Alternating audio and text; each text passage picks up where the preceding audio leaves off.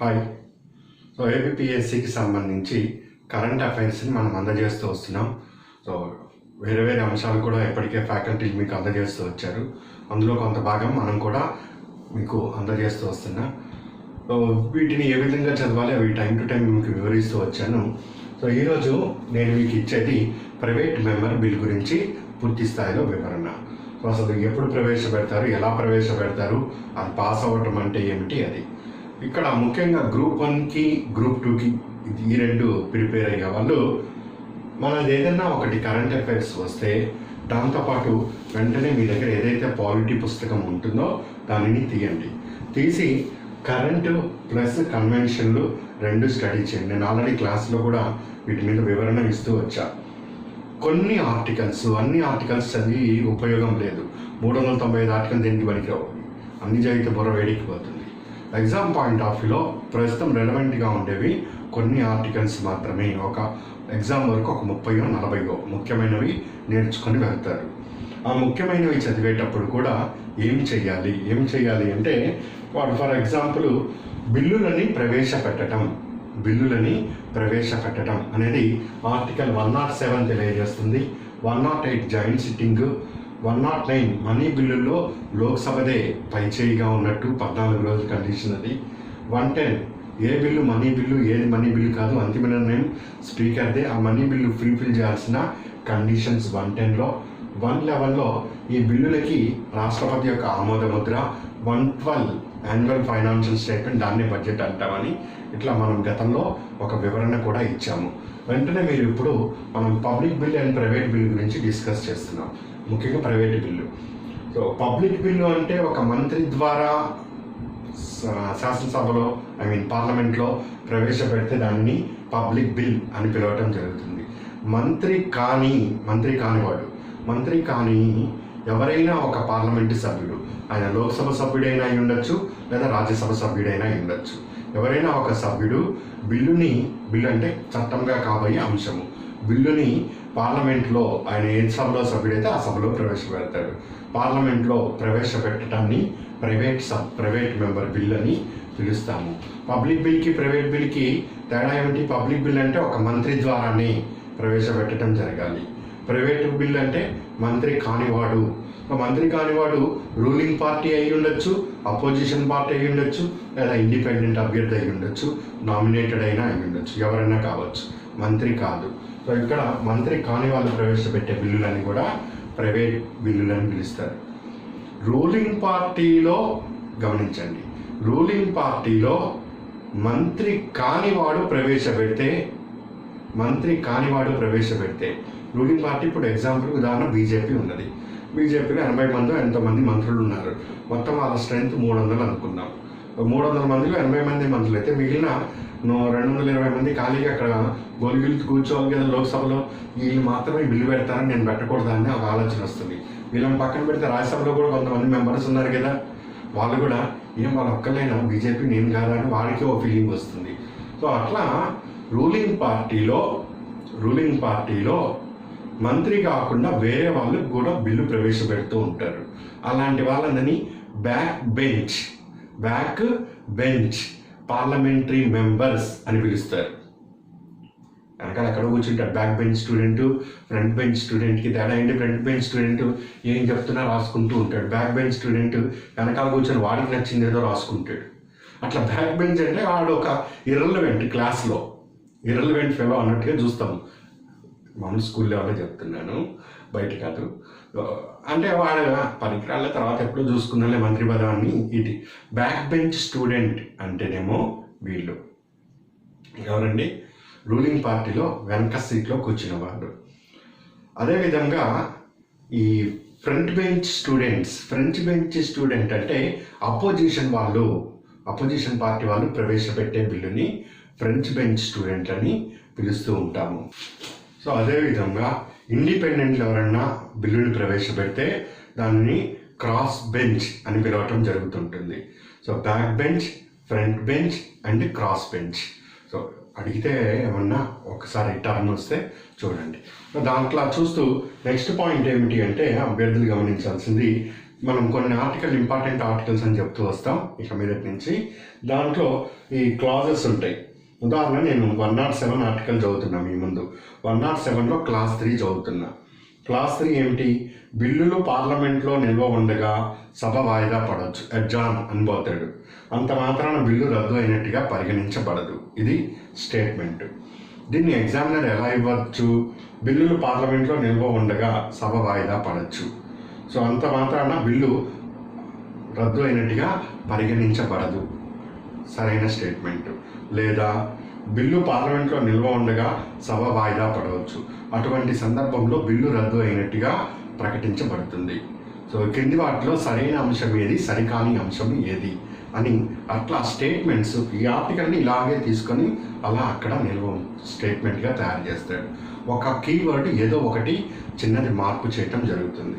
So అభ్యర్థులు ఇక మీదట పాలిటీలో ముఖ్యంగా గ్రూప్ 1కి అండ్ గ్రూప్ 2కి సంబంధించి ప్రిపేర్ అవుతున్నప్పుడు కొన్ని బిట్స్ని ఈ స్థాయిలోకి తీసుకొని వెళ్ళండి. ఎందుకంటే క్వశ్చన్ పేపర్ టఫ్ అయినా కానీ మీరు టఫ్ అని ఫీల్ అవ్వడానికి వీల్లేదు. పాలిటీ సాధారణంగా ఈజీగానే అనిపిస్తూ ఉంటుంది, కాబట్టి ఇలాంటి స్టేట్మెంట్స్ మీకు ఎగ్జామ్లో వచ్చినప్పుడు మాత్రమే దాని పవర్ ఏంటో రివర్స్ నుంచి కొడుతూ వస్తుంది. అందుకని ఇది టైం ఉంది కాబట్టి మనం టెస్ట్ సిరీస్లు కూడా ఇస్తూ వస్తున్నాం కాబట్టి కాస్త అబ్జర్వ్ చేస్తూ వెళ్ళండి దాన్ని. ఇది ఇట్లా నేను చెప్తూ ఉంటాను, చదువుతూ ఉండండి ఆర్టికల్స్. 107 ఒకటి, 108 ఒకటి ముఖ్యంగా అండ్ 109 ఈ 3 ఆర్టికల్స్ని ఈరోజు కవర్ చేసుకోండి. స్టేట్మెంట్ ఇవ్వటం, దాన్ని క్రాస్ చెక్ చేయటం.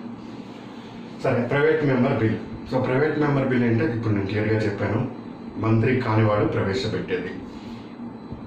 సో అండ్ సో వ్యక్తి ప్రైవేట్ అంటే ఎంపీ ప్రైవేట్ మెంబర్ బిల్, ఆ బిల్ యొక్క ఆబ్జెక్టివ్ ఏంటి, ఆ బిల్లు దేనికి సంబంధించి ఒక కాగితం మీద రాసి దాన్ని ఈ సభలో, రాజ్యసభ అయితే సభ్యుడు, లోక్సభ అయితే లోక్సభ, దీనికి సెక్రటరీ ఉంటారు, సెక్రటరీకి ఇవ్వాలి. ఆయన తన బాస్ చైర్మన్కి ఇస్తాడు లేదా సభాపతికి ఇస్తాడు. సభాపతి చూస్తాడు, అక్కడి నుంచి 4 రోజులు టైం ఇస్తాడు. 4 రోజుల తర్వాత ఆయన్ని వచ్చి ఆ బిల్లును తీసుకొని రమ్మని సభలోకి అంటాడు. అంటే ప్రైవేట్ మెంబర్ బిల్లు ప్రవేశపెట్టాలంటే 1 మంత్ ముందు సభాపతికి నోటీస్ జారీ చేసి ఇవ్వాలి. సరే, ఇచ్చాడు. ఆ రోజు వచ్చింది, రానే వచ్చింది, వచ్చాడు ప్రైవేట్ మెంబర్ చంకలో బిల్లు పట్టుకొని వచ్చి కూర్చున్నాడు. సో ప్రతి శుక్రవారం నాడు చివరి 2 గంటలు లేదా 2.5 గంటలు సమయాన్ని కేటాయించడం జరుగుతుంది. అలా కేటాయించినప్పుడు ప్రైవేట్ మెంబర్ నిలబడి, అయ్యా నేను ఇలా ఒక బిల్లు తీసుకొని వచ్చాను, ఆ బిల్లు దాని యొక్క ఉద్దేశాలు ఏమిటి అని నేను ఒక తీర్మానాన్ని ప్రవేశపెడుతున్నాను అని ఆయన తెల్ల కాగితం మీద రాసుకొని, ఇలా నేను ఒక బిల్లు ప్రవేశపెడుతున్నాను, ఈ బిల్లుకి సంబంధించి ఈ అంశాలు, దయచేసి సభాపతి దీన్ని అనుమతించాలి అని ఒక తీర్మానాన్ని చదువుతాడు. అలా ఆయన తీర్మానాన్ని చదివితే సభాపతి ఇప్పుడు ఆ తీర్మానం కాగితం ఆయన దగ్గర కూడా ఉంటుంది, అది తీసుకొని సభలో సభ్యులను అడుగుతాడు. ఏమైనా సభలో సభ్యులారా, మీరందరూ ఈయన చదివిన తీర్మానం విన్నారు కదా, ఇప్పుడు చెప్పండి, ఆయన ప్రవేశపెట్టాలనుకున్న బిల్లుని మనం అనుమతిద్దామా వద్దా, గట్టిగా చెప్పండి అంటాడు. అనుమతిద్దాం, ఎస్ఆర్ నో ఓటింగ్ ద్వారా తేలిపోతుంది. అనుమతిద్దామని ఎక్కువ మంది అంటే బిల్లుని అనుమతిస్తున్నట్టుగా, ఇంట్రడక్షన్ అనుమతిస్తున్నట్టుగా చెప్తాం. వద్దు అన్నారనుకోండి, బిల్లు అక్కడే రిజెక్ట్ అయిపోతుంది, ఆయన టికెట్ వెళ్ళిపోవటం, అంతకుమించి ఏమీ లేదు అక్కడ, బిల్లు డెడ్ అయినట్టే. ఇప్పుడు అనుమతించాడు, అనుమతించిన తర్వాత అప్పుడు బిల్లుని ఇక మామూలు ప్రొసీజర్గా ఫాలో అయిపోతూ ఉంటాం. అది ఇక్కడ బిల్లుని అనుమతించటం అంటే ఏమిటి అని. దాని తర్వాత బిల్లుని ప్రవేశపెట్టడం, చర్చ జరగటం, 2 కూడా కామన్గా నడుస్తూ ఉంటాయి. ఇక ఆర్డినరీ బిల్గా మారిపోతుంది అక్కడి నుంచి అది. సో మంత్రి కానీ ఏ పార్లమెంట్ సభ్యుడైనా బిల్లుని ప్రవేశపెడితే, దాన్ని పార్లమెంట్లో ప్రవేశపెడితే అది ప్రైవేట్ బిల్ అంటారు. ఫస్ట్ టైము ముస్లిం వక్ఫ్ బిల్ అనేది 1954లో ప్రైవేటు బిల్లు ప్రవేశపెట్టడం జరిగింది. ఇప్పటి వరకు ఎన్ని ప్రైవేటు బిల్లులు పార్లమెంట్లో పాస్ అయినాయి? బిల్లులు చాలా వందలు ప్రవేశపెట్టడం జరిగింది. ప్రవేశపెట్టిన ప్రతి బిల్లు కూడా పాస్ కాదు. ప్రవేశపెట్టడం వేరు, చర్చ జరగటం వేరు. ప్రవేశపెట్టడం వేరు, మళ్ళొకసారి వినండి. ప్రవేశపెట్టడం వేరు, చర్చ జరగటం వేరు. చర్చకి రాకుండా బిల్లులు చచ్చిపోతాయి ప్రైవేటువి, అది గొప్పతనం ఇక్కడ. ప్రైవేటు బిల్లులు ఇప్పటివరకు పాస్ అయినాయి అంటే ఇక చూసుకున్నది ఏ స్థాయిలో వెళ్ళిందో. పాస్ అయిన బిల్లులు ఎన్ని ఇప్పటివరకు? ప్రశ్న వస్తే మీ ఆన్సర్ కావాలి. 14 బిల్లులు ఇప్పటివరకు కూడా పాస్ అయినాయి. ఇట్లాంటి చిన్న చిన్న బిట్స్ మాత్రం పంచాయతీ సెక్రటరీకి అడుగుతూ ఉంటారు. ఇప్పటివరకు భారత పార్లమెంటరీలో ఎన్ని ప్రైవేటు బిల్లులు పాస్ అయినాయి? A13, B14, C15, D16 అట్లా వస్తూ ఉంటుంది. అలాంటప్పుడు 14 బిల్లులు పాస్ అయినాయి. చివరిసారిగా పార్లమెంట్లో పాస్ అయిన ప్రైవేట్ బిల్లు ఎప్పటిది అంటే 1970లో పాస్ అయింది ఆగస్టులో. ఆ bill the Supreme Court enlargement of criminal appellate jurisdiction, అది బిల్లు పేరు. 1968 బిల్లు ప్రవేశపెట్టిన సంవత్సరం అది. ఇది ప్రైవేట్ బిల్లు. ఈ బిల్లు 2 సంవత్సరాలు అంటే 1970లో పాస్ అయింది. అంటే భారత పార్లమెంట్లో చివరిసారిగా పాస్ అయిన ప్రైవేట్ బిల్లు ఎప్పటిదయ్యా అంటే 1970లోది. ఇప్పటివరకు 14 బిల్లులు పాస్ అయినాయి. ఈ మధ్య కాలంలో 15వ బిల్లు ఒకటి రాజ్యసభలో ప్రవేశపెట్టి పాస్ అవ్వటం జరిగింది. దాని పేరు the rights of transgender persons bill. అంటే ట్రాన్స్జెండర్స్, దాని గురించి వివరణ అక్కర్లేదు. ట్రాన్స్జెండర్స్ యొక్క హక్కుల మీద ఒక వ్యక్తి, ఆ వ్యక్తి పేరు తిరుచి శివ, తమిళనాడు డిఎంకే పార్టీ. తిరుచి శివ అనే ఆయన బిల్లుని ప్రైవేట్ మెంబర్ బిల్లు ప్రవేశపెట్టాడు. అది రాజ్యసభలో పాస్ అయింది, లోక్సభలో పెండింగ్లో ఉన్నది. ఇది 15వ ప్రైవేట్ బిల్లు పాస్ అయితే, లోక్సభలో పాస్ అయితే, కానీ ఇంకా లోక్సభలో అది పెండింగ్లో ఉన్నది. క్లియర్? ఇది 15వ బిల్లు. 1954 నుంచి ఇప్పటివరకు 14 బిల్లులు, 15వ బిల్లు రాజ్యసభలో పాస్ అయి ఉన్నది. ఇంకా పాస్ అయితే లోక్సభలో 15వ బిల్లుగా ఇది రికార్డు సృష్టిస్తుంది. అయితే ఒక పార్లమెంట్ సెషన్లో ఎన్ని ప్రైవేటు బిల్లులకి అనుమతించవచ్చు, ఇది ప్రశ్న వస్తుంది. అట్లాంటి సమయంలో ఒక పార్లమెంటు సమావేశంలో 3 ప్రైవేటు బిల్లులకి మాత్రమే అనుమతి లభిస్తుంది. గతంలో 97కి ముందు ఏం జరిగింది అంటే, ఒక వారానికి ఈ వారం నుంచి, వారం అంటే తెలుసుగా సోమవారం నుంచి శనివారం వరకు సభ జరిగే కాలం, ఒక వారానికి 3 ప్రైవేటు బిల్లులు పెట్టవచ్చని 1953 నిబంధనలు తెలియజేస్తున్నాయి. పార్లమెంట్ రూల్స్ 1953 ఏం తెలియజేస్తుంది? ఒక వారానికి 3 ప్రైవేట్ బిల్లులు పెట్టుకోవాలని తెలియజేస్తుంది. ఇంకా దొరికింది కదా అనే అవకాశం కుప్పలు ఇంత పెద్ద కుప్ప అయిపోయింది. సో అప్పుడు రాజ్యసభకి చైర్మన్గా కేఆర్ నారాయణ్ గారు ఉన్నారు. 97, జస్ట్ అదే ఇయర్లో ఆయన రాష్ట్రపతిగా వెళ్తున్నారు. సో వెళ్తూ అంతకుముందు చేసిన పని ఏమిటి అంటే, ఇలా చాలా రాజ్యసభలో కానీ లోక్సభలో కానీ కుప్పలు పేరుకుపోతున్నాయి. దీనివల్ల అసలు ఎటువంటి ఉపయోగం లేకుండా అయిపోయింది. అందుకని ఒక పార్లమెంట్ సెషన్లో, ఇందాకటికి ఇప్పటికి తేడా ఏంటి? ఇందాక నేను ఒక వారంలో 3 బిల్లులు అన్నాను. ఇప్పుడు కేఆర్ నారాయణ్ గారు రాజ్యసభ అధ్యక్షుడిగా ఉండి నిబంధన ఏమని మార్చారు అంటే, అట్లా కాదయ్యా, అంటే నిబంధన అంటే ఆయన చేత మార్చేది కాదు, పార్లమెంట్ అప్రూవ్ ఇవన్నీ జరిగి ఉంటాయి. ఒక పార్లమెంట్ సెషన్లో 3 బిల్లులకి అనుమతి. ఒక పార్లమెంట్ సెషన్లో 3 బిల్లులకి అనుమతి. సో ఇదే క్వశ్చన్. ఒక పార్లమెంట్ సమావేశంలో ఎన్ని ప్రైవేట్ బిల్లులకి అనుమతించబడుతుంది? మీ ఆన్సర్ 3 ప్రైవేట్ బిల్లులకి అనుమతించబడుతుంది. సో ప్రైవేట్ బిల్లు ఎప్పుడు ప్రవేశపెట్టాలి, ఎప్పుడు చర్చ జరగాలి, 2 పాయింట్లు వేరు. ప్రవేశపెట్టడం వేరు, చర్చ వేరు. సో ప్రవేశపెట్టడం అయినా చర్చ అయినా కానీ శుక్రవారం సాయంత్రమే, లాస్ట్ 2 అవర్స్ ఉంటుంది కదా, ఆ 2 అవర్స్ 2.5 అవర్స్ కేటాయిస్తారు. సో ప్రతి శుక్రవారం ఇన్ సెన్స్ ఎప్పుడు బిల్లు ఉంటే అప్పుడు. సో వారంలో శుక్రవారం సాయంత్రం పూట ప్రైవేటు బిల్లులకి అనుమతించడం జరుగుతుంది, ప్రవేశపెట్టడము లేదా చర్చించటము. ఇదే గతంలో ఏబిపిఎస్సిలో చాలా సందర్భాల్లో ప్రశ్న వచ్చిందండి, ప్రైవేటు బిల్లులు ఎప్పుడు చర్చకి వస్తాయి అంటే శుక్రవారం. పంచాయత్ సెక్రటరీ కూడా ప్రశ్నించినట్టున్నాడు గతంలో. మళ్ళీ వచ్చే అవకాశాలు ఉంటాయి. ఎప్పుడు వస్తుంది, ఎన్ని ప్రవేశపెడతారు, ఇట్లా అన్నీ కూడా తెలుసుకోవాలి. ఇక్కడ గ్రూప్ 1 స్థాయిలో ఈ కింది వాటిలో ప్రైవేట్ మెంబర్ బిల్లుకి సంబంధించి సరైన అంశం ఏది, సరికాని అంశం ఏది అన్నప్పుడు, రాజ్యసభ మెంబర్ ఒకటి ప్రవేశపెట్టాడు. రాజ్యసభ మెంబర్గా రాకేష్ సిన్హా ప్రవేశపెట్టాడు, బిల్లుని ప్రవేశపెట్టాడు, అంతే, చర్చకి రాలేదు, ప్రవేశపెట్టాడు. కానీ రిటైర్డ్ అయిపోయాడు ఆయన. రాజ్యసభ చైర్మన్ అనుమతించారు, బిల్లు అంతా జరిగింది, ప్రవేశపెట్టినట్టుగా పరిగణించారు, బిల్లు గెజిట్లో ఎంట్రీ కూడా అయిపోయింది.